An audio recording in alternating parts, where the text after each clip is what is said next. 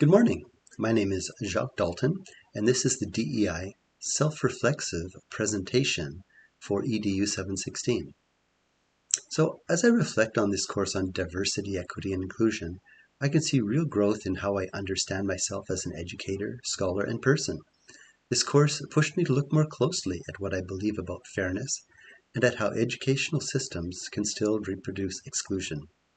It also made me more aware of how my background shapes my assumptions.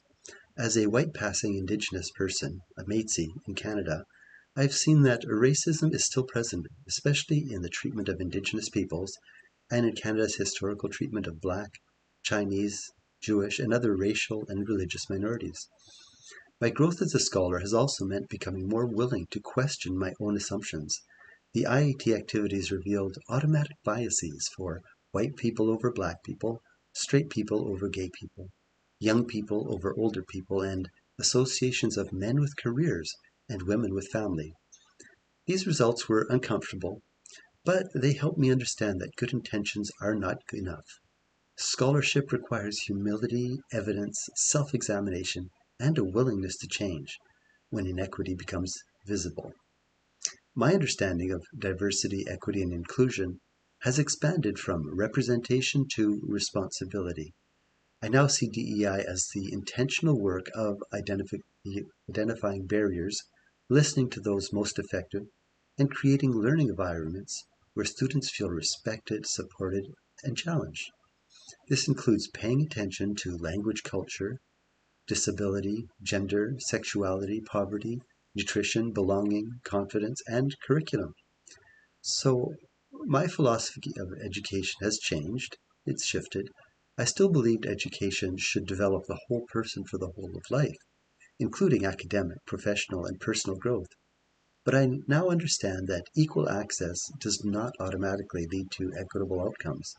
Students do not enter classrooms with the same histories, resources, confidence, cultural capital, language backgrounds, or experiences of safety. Because of that, I've moved away from a one-size-fits-all view of teaching. The teacher's role is not only to deliver content, but to design conditions where different learners can access, process, and demonstrate learning. This connects directly to Universal Design and Learning, or UDL, which emphasizes multiple ways to engage with content, represent ideas, take action, and express learning.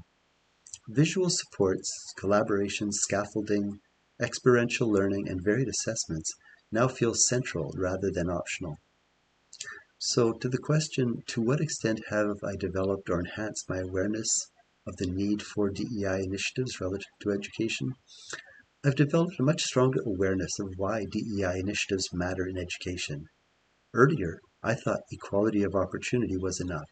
If students had access to the same classroom, teacher, and assignments, then they had been treated fairly. This course helped me see that students can be in the same room and still face very different barriers. Some may be hungry, carrying stereotypes, learning through another language, or affected by trauma, disability, cultural dislocation, or previous negative experiences with schooling and learning in general. For that reason, I now see DEI initiatives as necessary structures, not symbolic gestures. They help educators identify inequities, create culturally responsive curriculum, diversify materials, support belonging, and remove barriers. Inclusive teaching requires more than adding one activity or mentioning diverse perspectives. It requires building accessibility, cultural responsiveness, trauma-informed awareness, and student choice into the design of learning. And through this course, I have strengthened my skills in reflection, evaluation, analysis, and using theoretical language to name educational inequities. I'm better able to ask, who is centered? Who may be excluded? What assumptions are built into the course? And how might assessment practices privilege certain learners? I've also strengthened my ability to use tools that chart and visualize data, which can make patterns of inequity easier to see. In future academic and career contexts, I plan to apply these skills by designing learning experiences that are responsive from the beginning. I will use data tailored for Indigenous students, multiple content formats, varied ways to demonstrate learning, clear expectations, rubrics, scaffolding, and student feedback. In my work with Indigenous learners, these skills will help me evaluate whether our teaching methods truly support a student's success or simply reproduce Western expectations under a different name. Beyond academic settings, I will apply this learning to my current educational work. I oversee a campus where we offer employment preparation classes for Indigenous students, including cultural and technical skills, CV preparation, and internships. Many students come from First Nations and Inuit communities where English and French may be second or third languages, and where worldview, language, and cultural expectations differ from dominant Western schooling. This means cultural relevant pedagogy is not optional. It is necessary for student success. Traditional Western pedagogical methods have often failed the students I work with.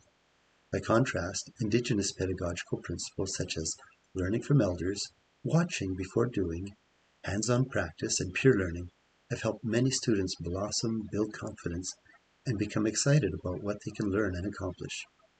And I will also apply DEI principles in interactions with staff and community partners. Some instructors are Indigenous, some are graduate students from our programs, and others are immigrants to Canada from Middle Eastern and African backgrounds. Cultural misunderstandings occur, but this course has helped me see that those moments as opportunities for learning. Going forward, I want to build DEI into curriculum, teaching strategies, staffing conversations, and daily relationships. So inclusion is not an add-on, but part of the structure.